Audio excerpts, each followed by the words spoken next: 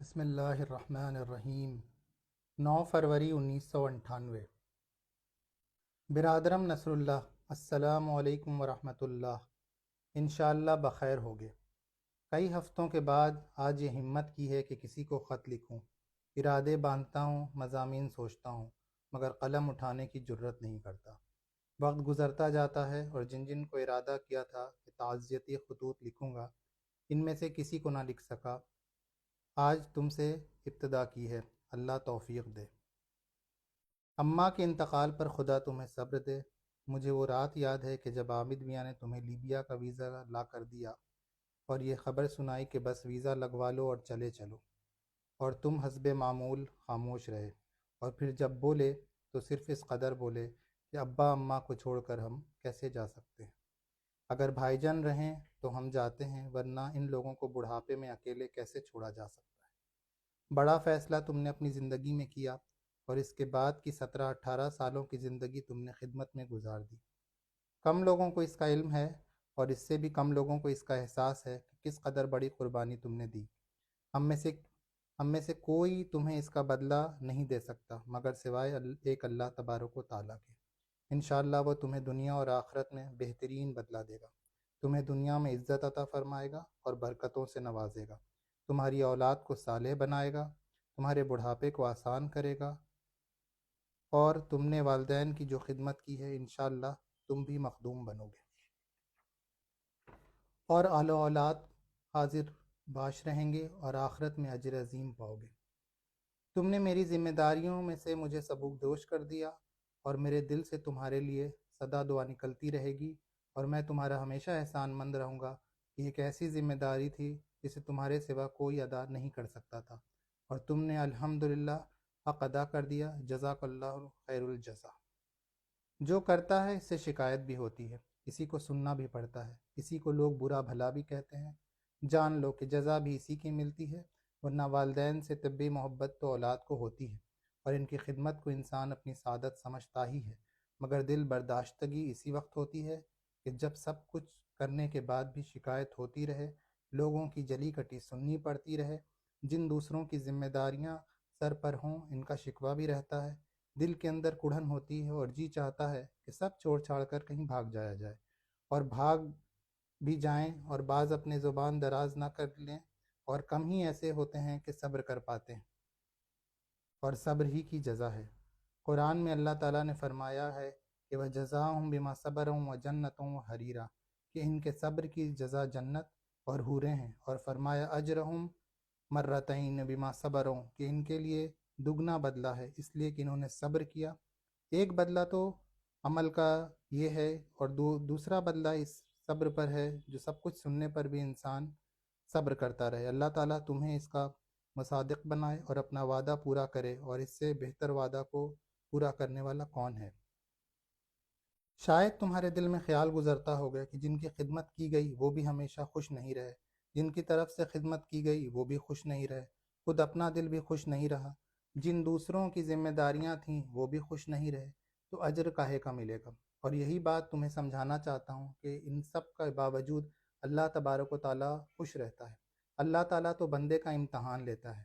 پہلے امتحان ذرا آسان ہے، سب لوگ اچھا کہہ رہے ہیں، سبھی تعریفیں کر رہے ہیں، تو ایسے میں خدمت تو بہت آسان ہے۔ پھر تعریفوں کا سلسلہ بند، اور کچھ دنوں بعد تنقید کا سلسلہ شروع، پھر شکایتیں، شکوے، لعن طعن، غرض کچھ باقی نہیں رہتا۔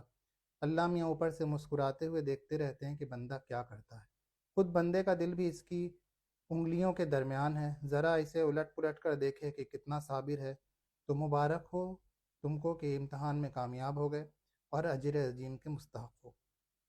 یہ جو والدین اور بزرگوں کو کبھی شکایت ہوتی ہے اور کبھی ناراض ہو جاتے ہیں اور کبھی ڈانٹ پھٹکار کرتے ہیں اور کبھی منہ پھیرتے ہیں، تو انسان شاید یہ سمجھنے لگتا ہے کہ سب کیا کرایا ضائع ہو گیا۔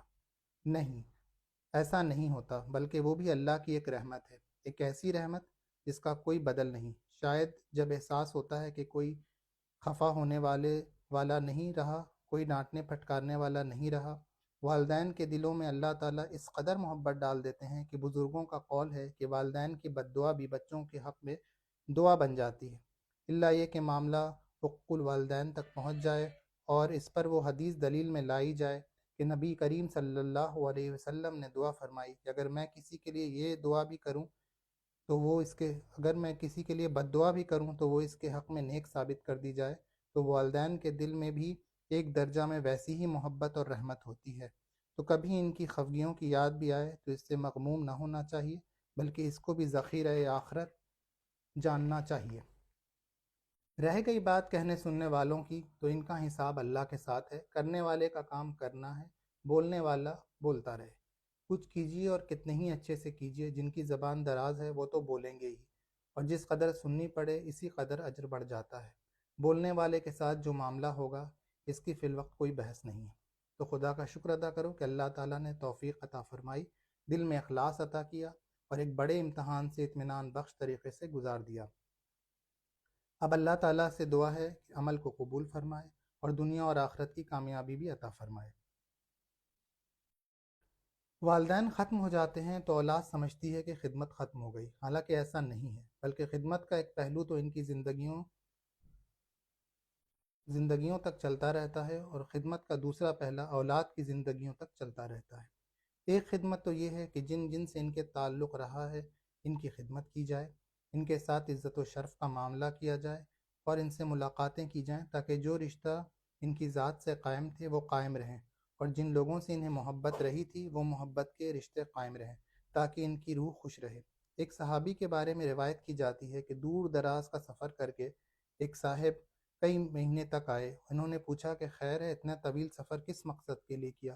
انہوں نے کہا کہ میرے والد آپ کے والد کے دوست تھے، تو اپنے والد کا حق ادا کرنے کے لیے آپ سے ملاقات کرنے آیا ہوں، اور کوئی دوسری غرض نہیں ہے۔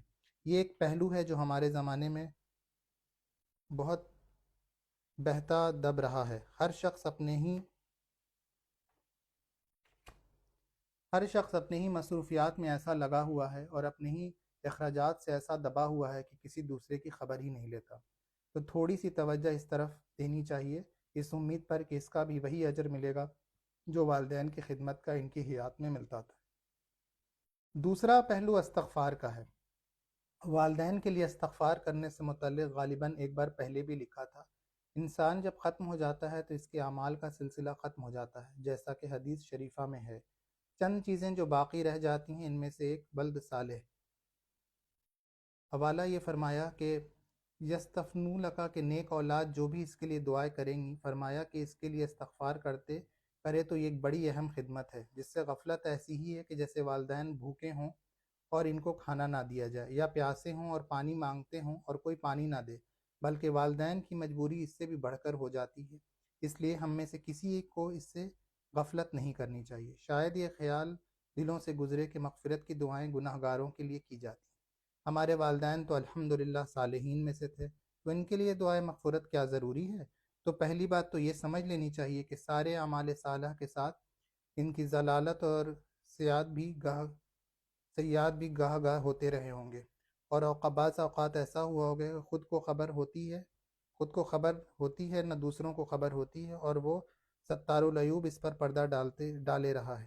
اس لیے اس کی حاجت ہر ایک کو رہتی ہے، زندوں کو بھی مردوں کو بھی، بلکہ زندے تو جب توفیق توبہ استغفار اپنے لیے کرتے ہیں، اور مردے اس سے بھی محروم کر دیے جاتے ہیں۔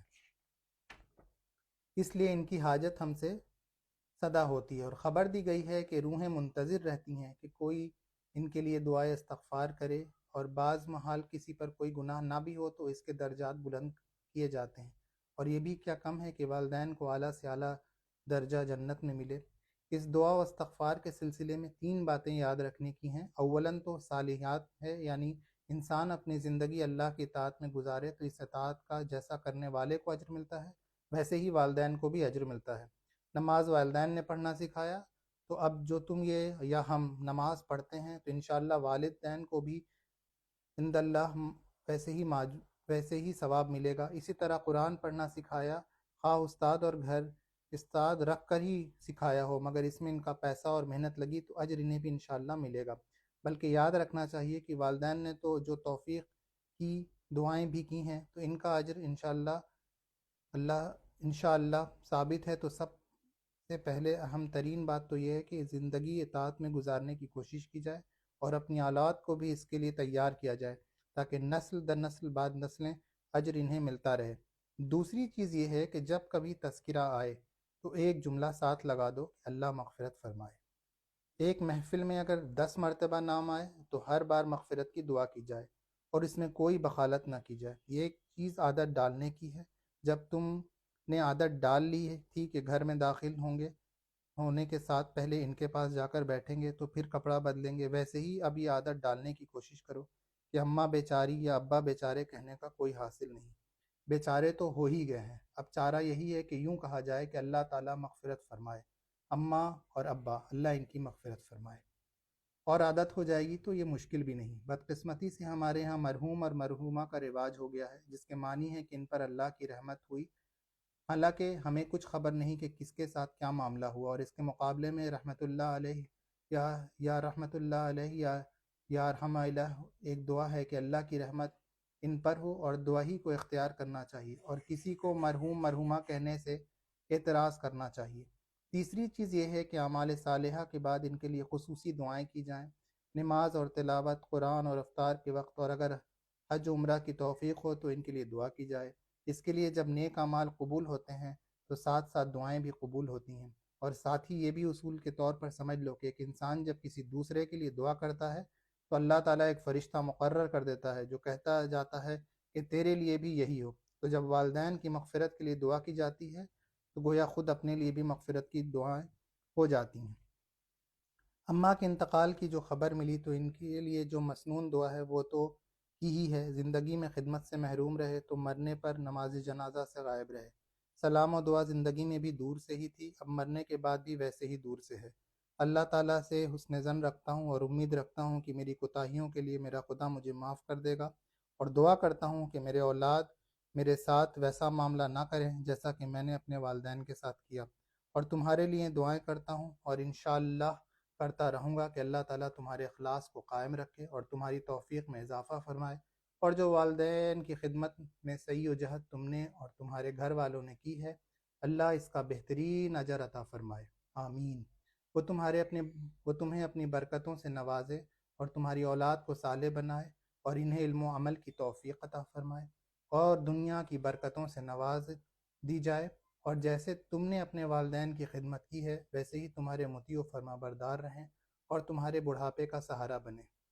اللہ تعالیٰ تمہیں صحت عطا فرمائے اور کوئی بیماری تمہیں چھو کر نہ گزرے، اور جیسے تم نے اب تک اپنی زبان پر قابو رکھا ہے، اللہ تعالیٰ اسی سبز و ضبط کی توفیق تمہیں زندگی بھر دیے رکھے، اور جس گھر میں تم نے اپنے والدین کو خوش رکھا ہے، اللہ ایسے گھر میں تمہیں دنیا جہان کی خوشیاں نصیب فرمائے۔